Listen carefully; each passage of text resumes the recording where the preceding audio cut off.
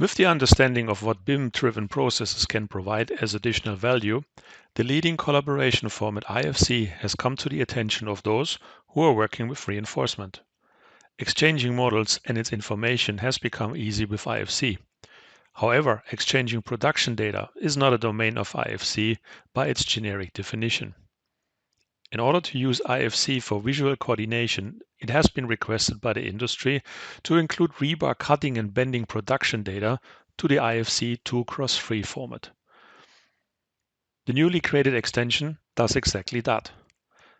Reinforcement in IFC has an additional property set which represents the BVBS production data. This allows filtering and reporting, for instance with Trimble Connect, for further interlization in the fabrication process. Let's have a look how this works. Here's an example, selecting a cast unit, respectively 3 of those, and starting the export. Export takes care of everything regarding IFC and BVBS. And then taking, for example, Trimble Connect as the IFC visualization part and checking the results. Here, for instance, checking what the bottom rebar have to offer in regards to BVBS data. There's a new property set, Tekla Fabrication, which holds the BVBS data. We can also use additional features of Trimble Connect to report this information.